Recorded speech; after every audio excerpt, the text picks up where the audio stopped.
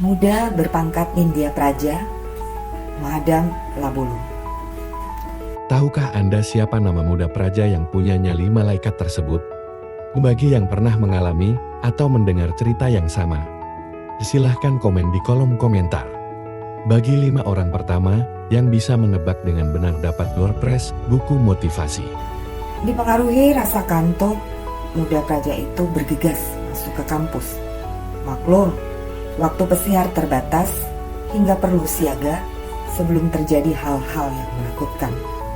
Jangankan lewat waktu, atribut saja kurang mengkilat, bisa bermasalah dengan jaga manggala. Jaga manggala terdiri dari 2 lapis hierarki, ada pengasuh dan ada senior.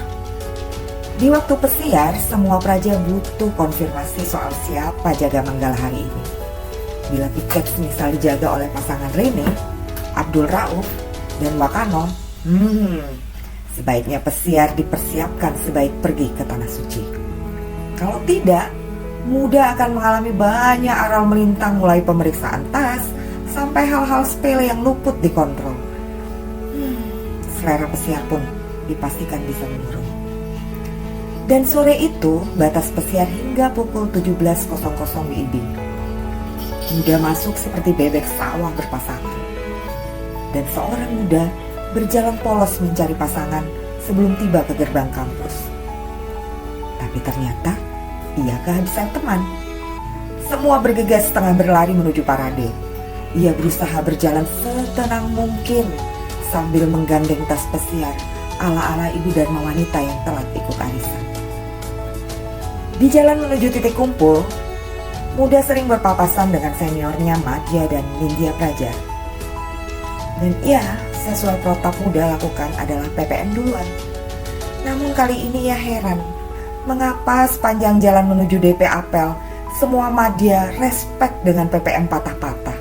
Ia bahkan belum sempat menurunkan tangan, Madya yang lain telah menyapa, "Sore kak." Mungkin sudah puluhan Madya yang lewat beri PPN standar. Sang muda juga kebingungan, barusan ia mendapat perlakuan istimewa sepanjang jalan. Muda yang ia lewati pun satu persatu pun ikut memberi penghormatan. Ia merasa seperti dijunjung tinggi sebagai senior. Namun ia tetap bingung tak menyadari keanehan dirinya. Di tengah kebingungan dan kecemasan yang mulai menjalar di sekujur tubuh, sang muda refleks bergabung dengan pasukan muda lainnya. Ini cara efektif yang biasa dipakai muda agar dosa individu dapat ditanggung bersama. Dengan sedikit lega, ia mengambil posisi di ekor pasukan, posisi yang sering digunakan artileri Korps 160. Walau begitu, barisan kecil yang berpapasan dengan senior Madya tetap mendapat PPM, khususnya praja di bagian belakang. Ia mulai pucat sejak ada yang menyeletuk dalam barisan. "Sampean kok pakai dek Nindya, Thomas?" Itu mungkin teman sekontingen yang seketika saat itu membuat kepalanya menjadi pening 7 keliling. Ini dia rupanya dosanya.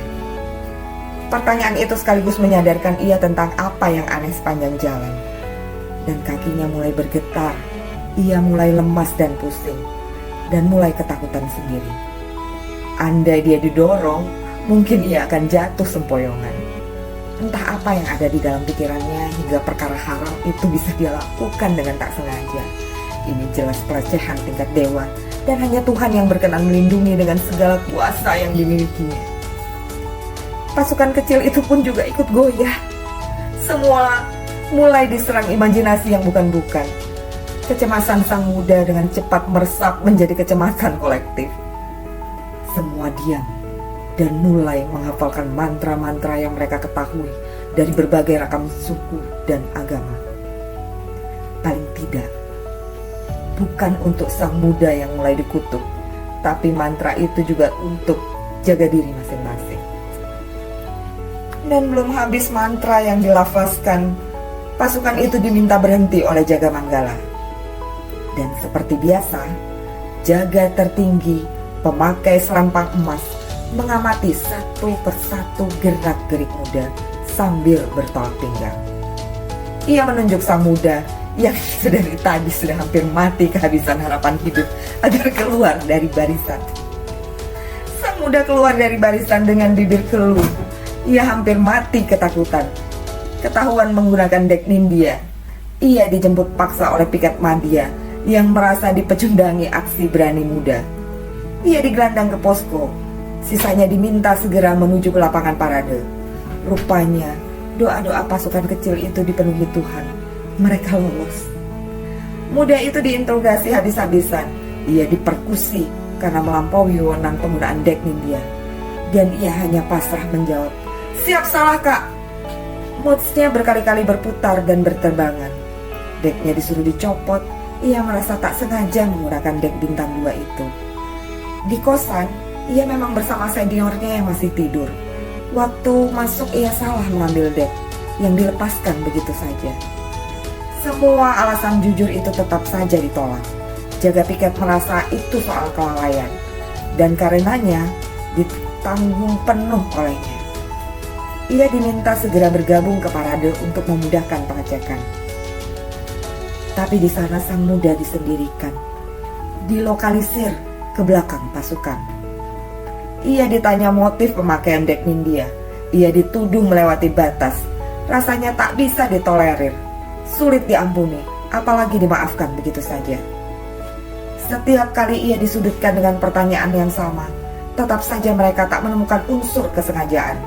Sang muda akhirnya dilepaskan, walau dengan sekujur tubuh meleleh keringat. Ia habis ditebas dengan tendangan Maigeri. Rupa-rupanya ilmu pencaksilat ia terima dengan sukarela. Hampir saja ia menyerah menghadapi tekanan ini. Dan kini kabarnya sang muda mengalami bibir pecah-pecah, tenggorokan kering, bahkan sulit buang air besar dalam beberapa hari. Sungguh mengenaskan. Tapi ini bukan gejala yang bisa disembuhkan dengan cepat lewat larutan cap kaki 3. Itu bekas kaki lebih dari 3 kali menempel di perut, pipi, dan dada. Penyebabnya sederhana. Tanpa sadar menaikkan pangkat naga bonar.